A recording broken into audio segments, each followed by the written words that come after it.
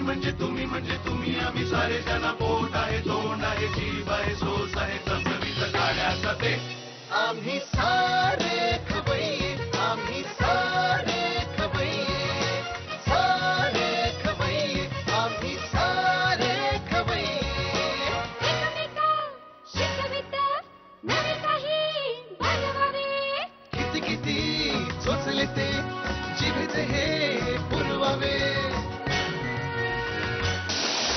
छान छान देशी विदेशी पदार्थ जाणून घ्यावे चुकता चुकता करता करता खावे अन खिलवावे आम्ही सारे खवय्ये आम्ही सारे खवय्ये सारे खवय्ये आम्ही सारे खवय्ये. नमस्कार. आम्ही सारे खवय्येच्या जाऊ तिथे खाऊ या भागात सगळ्यांचं मी मनापासून स्वागत करतोय. माझे काही मित्र आहेत, अगदी जवळचे मित्र आहेत, घनिष्ठ मित्र आहेत, अतिशय नॉनव्हेजवाले आहेत बरं का. आणि त्यातल्या त्यात त्यांना फिश फार आवडतं. म्हणजे आपण असं म्हणू शकतो की ते फिश खाण्यात अतिरेकी आहेत. अतिरेकी म्हणजे कसं माहिती आहे का, त्यांना वाटलं ना का आता फिश खायला पाहिजे, ते सरळ उठतात आणि गोव्याला जातात. दिस इज टू मच ना. पण चांगलं आहे. काय वेगवेगळे पदार्थ खाणं किंवा खाण्यासाठी मेहनत घेणं एक वेगळी अशी जिद्द लागते.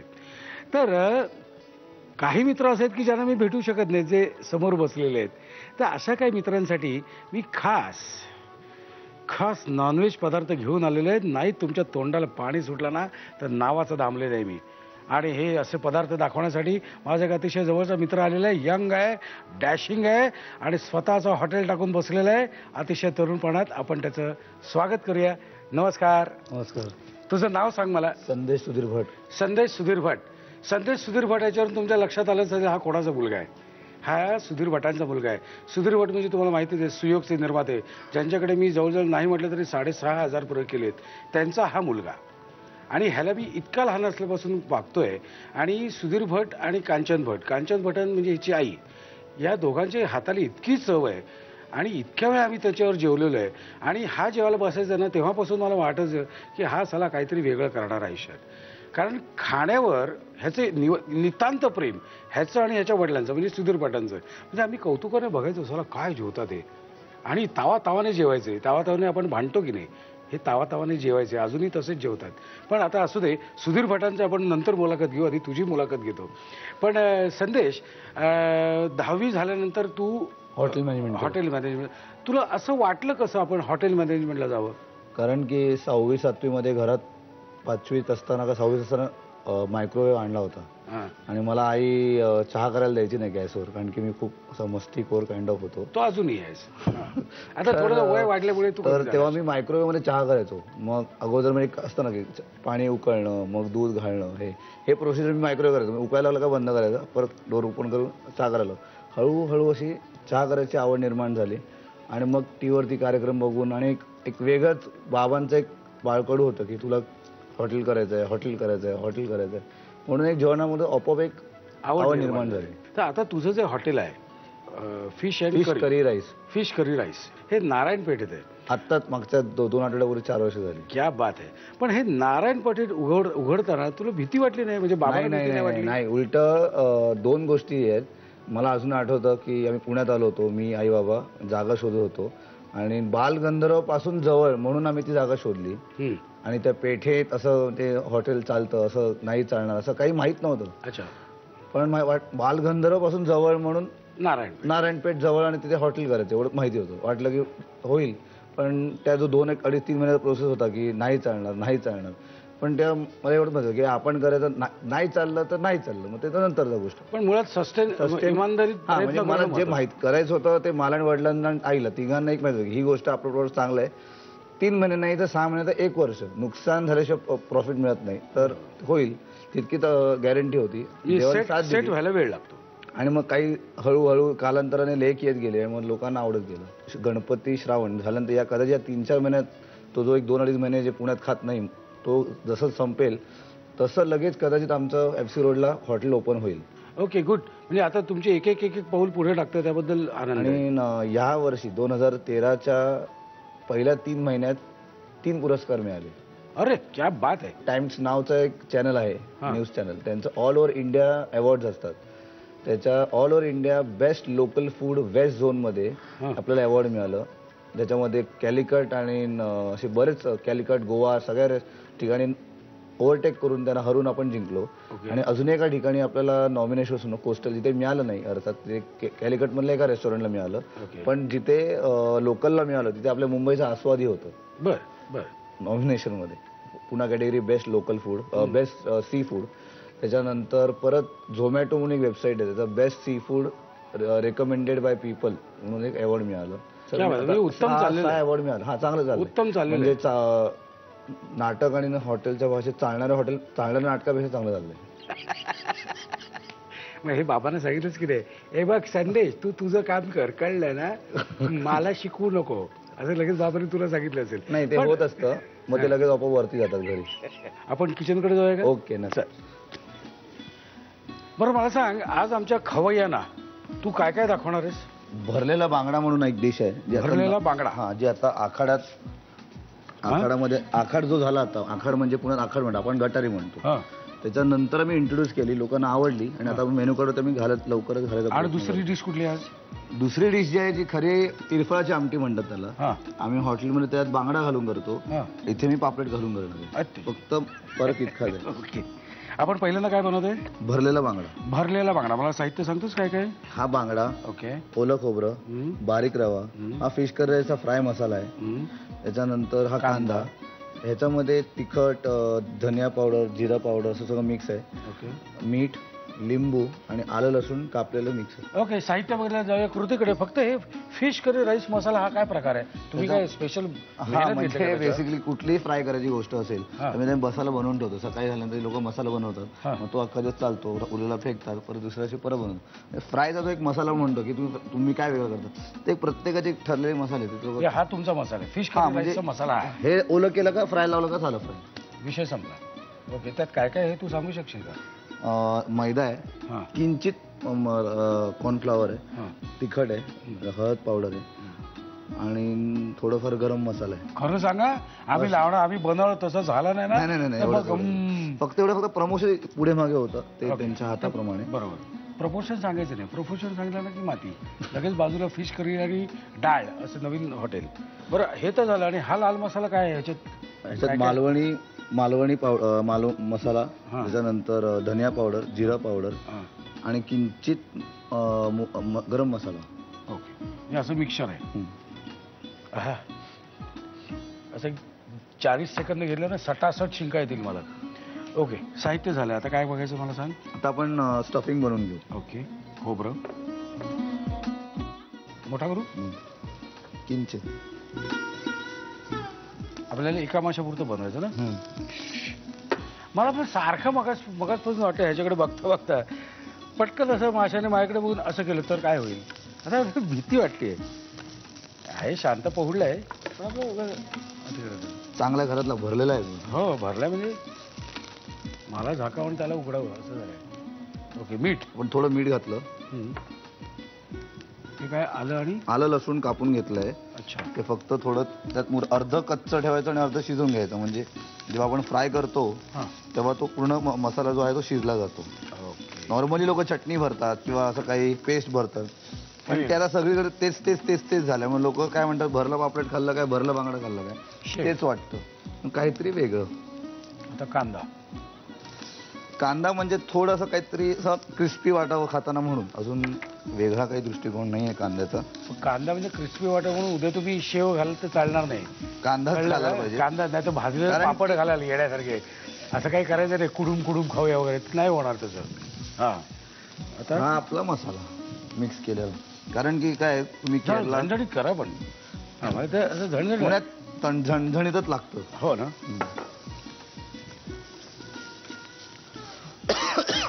बघितलं ह्याला म्हणतात बरोबर झालाय मसाला तो.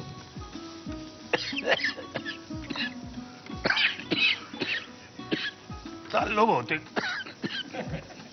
हे असं जर रोज करायला लागलं त्याचा ऑक्सिजन सिलेंडर लावूनच मला फिरायला लागेल.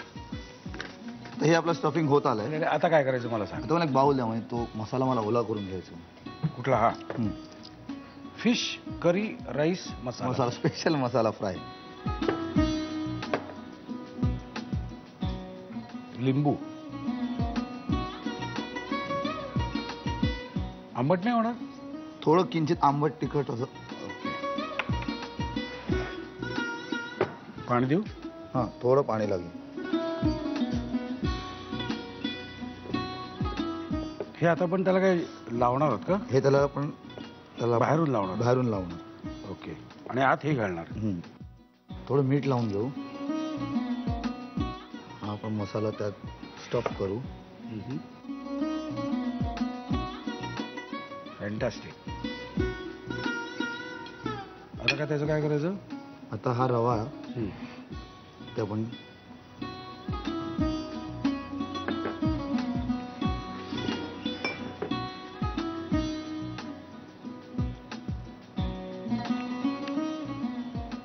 हे आता शालो फ्राय करताना खूप काळजी घेऊन खूप खूप खूप म्हणजे मसाला बाहेर येऊ नये. लय प्रेमाने करायला लागणार आहे. Okay okay. आता काय आपलं हे त्याला तिथे फ्राय करून झालं.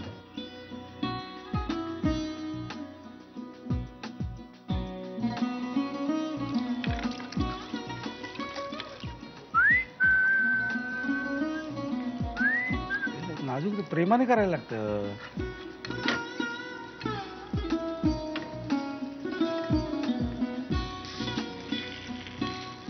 ते लहान बाळाला बघ सारखं कुशीवर वळतो होतं. पोटावर जाऊन परत कुशीवर येतं पाठ पोटावर जाऊन. कसं आहे की नाही?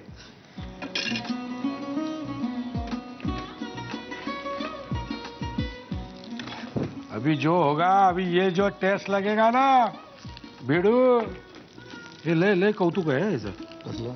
लय कौतुकाने करायला लागते का माझ्या बाळते माझ्या माझ्या असं ते करायला लागते. हे आता असंच झालं की झालं का? थोडंसं तेल खोबरेल तेल घालून वरतून सोडायचं आणि मग इथे इथे इथे इथे. अच्छा. आणि खायचं खोबरे तेल का पण? कारण की कारवारी जेवण जे आहे किंवा गोवन साईड वेगळा वेगळा नॉर्मली बांगडा हा डिश करताना थोडं खोबरेल तेलाचं प्रमाण घातलेलं. It is left to you. म्हणजे खोबरे तेल घालायचं का गोडे तेल घालायचं का करडईचं तेल घालायचं हे निश्चित आहे. कळलं का? त्यामुळे आता तुम्ही ना जरा लिहून घ्या साहित्य आणि कृती. भरलेला बांगडा बनवण्यासाठी लागणारं साहित्य: बांगडा, ओलं खोबरं, बारीक रवा, फिश करी राईस मसाला, स्पेशल मसाला, कांदा, आलं लसणाचे तुकडे, लिंबू आणि मीठ. कृती: प्रथम पॅन मध्ये ओलं खोबरं, मीठ, आलं लसणाचे तुकडे, कांदा आणि स्पेशल मसाला घालून मिश्रण भाजून घ्यावं. एका बाउल मध्ये फिश करी राईस मसाला घेऊन त्यामध्ये लिंबाचा रस आणि पाणी घालून बॅटर तयार करावं. बांगड्याला वरून मीठ लावून तो स्वच्छ करून त्यामध्ये कांदा आणि खोबऱ्याचा भाजून घेतलेला मसाला भरावा. माशाचे तुकडे कॉर्नफ्लोअर आणि मैद्याच्या बॅटर मध्ये घोळवावेत. स्टफ्ड मासा बारीक रव्यामध्ये घोळवून तेलामध्ये शालो फ्राय करून भरलेला बांगडा सर्व्ह करावा. चला आता आपण जाऊया पुढच्या रेसिपीकडे. संदेश, काय संदेश देशील? काय पुढची रेसिपी काय आहे? ही तिरफळाची आमटी आहे. तिरफळाची आमटी. तिरफळाची आमटी बेसिकली बेळगाव, कारवार, हुबळी या साईडला करतात. हा, मला साहित्य सांगतोस काय काय आहे? पापलेट, किसलेलं खोबरं, बेडगी मिरची, चिंच, आलं, लसूण, मिरची, खोबरेल तेल, मीठ आणि ह्याला त्रिफळ म्हणतात. हे भिजवून ठेवायचे. हे खोबरेल तेल म्हणजे खास आहेत ना कारवार साईड? हो, खोबरेल तेलाशिवाय नाही करताय. पुढचं होतच नाही काही. खोबरेल तेल म्हणताय भाऊ. आणि हे तिरफळ म्हणजे काय असतं रे? तर त्रिफळ बेसिकली त्या साईडला कारवार, कोकणात कारवार, हुबळी या साईड सगळ्या जेवणात तो पदार्थ घालतात वरून घालण्यासाठी. पण ते आंबट तिखट जे लागतं त्या जेवणातले एक आपण म्हणतो ते ह्या प्रकारामुळे लागतं. ओके, चला साहित्य बघितलं जाऊया कृतीकडे. पहिल्यांदा काय करायचं आपल्याला? पहिल्यांदा मसाला तयार करून घ्यायचा आहे. बाऊल लागेल तुला. त्यात खोबरं घालायचं. खोबरं आणि घालताना आपण जेव्हा मिक्सरला मारतो तेव्हा मिक्सरला मारतो म्हणजे मिक्सरला लावतो. म्हटलं मिक्सरला मध्ये तसं नाही ना, पण एक हॉटेल भाषेमध्ये मारतो म्हणतात. एक बसलाय तोंडात शब्द. किती घालू सगळे? हा, पण मिरच्या जास्ती असतात ह्याच्यात नॉर्मली, कारण की म्हणजे बघून घालायचं, कारण की थोडं लालसर असते आमटी. ओके. मग ह्याच्यात लसूण, आलं आलं सगळंच. आणि चिंच थोडी भिजवून घेऊ आपण.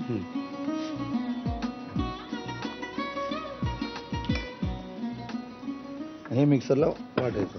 अच्छा, हे सगळं आपण मिक्सरला हे हळूहळू वाटून घ्यायचं आणि मग हा शेवटला घालायचं आणि मग हे थोडं याच्यातलं घालायचं वरतून. तुमचा मसाला पण तयार झालेला आहे. आपण शेवटला जो त्रिफळ घातलं त्याचं कारण का तर थोड्या वरच्यावरती ग्राइंड होतो. ओके, जास्त आपल्याला नाही जास्त म्हणजे बघा ब्लॅक दिसतंय इथे, थोडं थोडं दिसलं पाहिजे. ठीक ठीक ठीक. हा मसाला पण त्यात सोडू.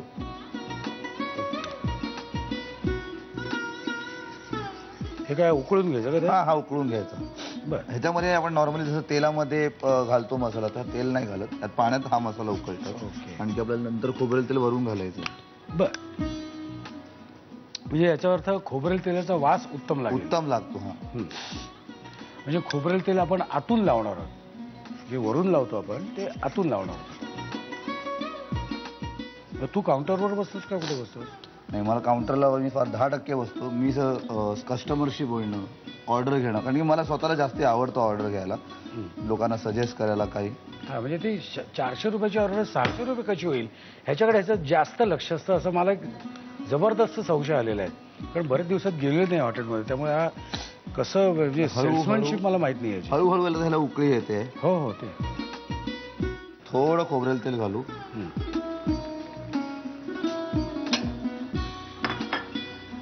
थोड्या मिरच्या सोडू. आपण ह्या उभ्या कापलेल्या मिरच्या आहेत ना? हा, उभ्या कापलेल्या. म्हणजे मिरच्यांचा वास लागेल नाही लागेल असं संशयास्पद स्थिती पाहिजे. मिरची घातली काय असं विचारलं पाहिजे गिऱ्हाईकाने, मग त्याच्यावर हा सांगणार. कसं आहे माहिती का, आता हा थोडा मसाला ओलसर झाला का मग यात पापलेट सोडायचं. First class.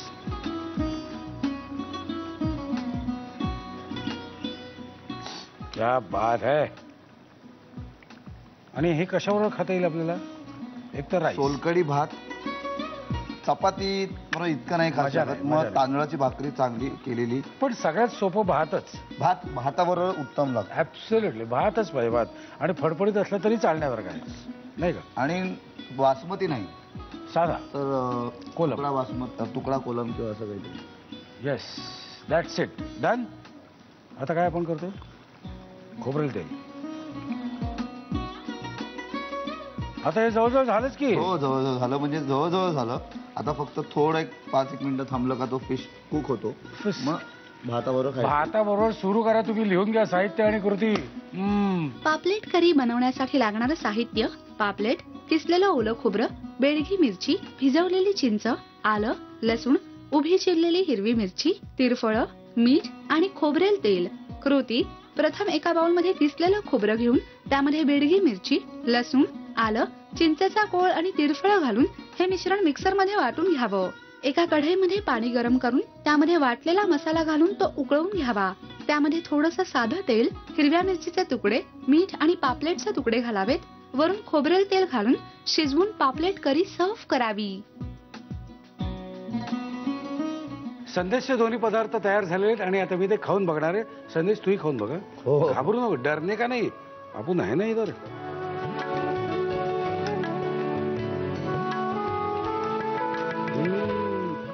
मी तुम्हाला खरं सांगू का, सारस्वत माशांशिवायचा स्वारस्वत मला सापडलेलं नाही आजपर्यंत. म्हणजे सारस्वतांच्या ताटात मासा हा असायलाच हवा, किंवा माशाशिवाय जेवणाचं ताट हे शक्यच नाहीये. ऑफिशियल हक्क आहे. ऑफिशियल हक्क आहे या लोकांचा. त्यामुळे काय आहे की या अशा लोकांसाठी ना हे सगळे पदार्थ फार छान छान आहेत. आणि छान छान पदार्थ दाखवणं माझं कर्तव्य आहे. आणि म्हणून छान छान पदार्थ दाखवणारे छान छान लोक आम्ही इथे मागूनच घेतलेले आहेत, है की नाही. टाकाटाक पदार्थ तुम्हाला बघायचे, टाकाटाक लिहून घ्यायचे, टाकाटाक पटकन करून टाकायचे, लिहून घ्या फटाफट. साहित्य आणि कृती, साहित्य आणि कृती नाही, सवय लागली बघा. पत्ता लिहून घ्या आमचा. कशासाठी?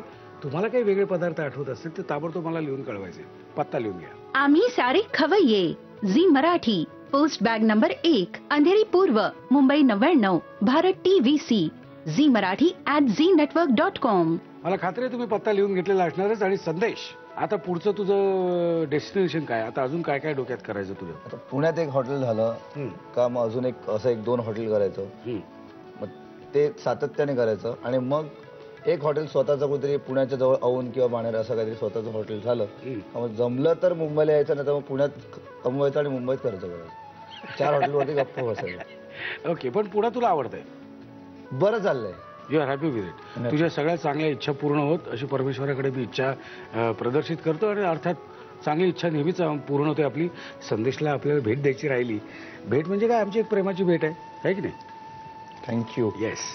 आणि आता मला खायची वेळ झालेली आहे, कारण इतकं मी बोललोय, इमानदारीत बोललेलो आहे. आता खायची वेळ झालेली आहे, परत आपल्याला भेटायचंच आहे ह्याच वेळी ह्याच दिवशी. तोपर्यंत मस्त खा आणि स्वस्थ राहा. नव्या नव्या चवी ढवी विसरल्या ह्या तुम्हासाठी.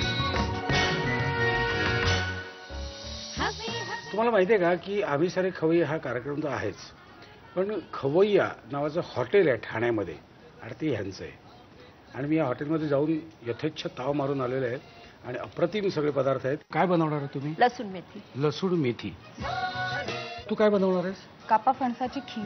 कापा फणसाची खीर.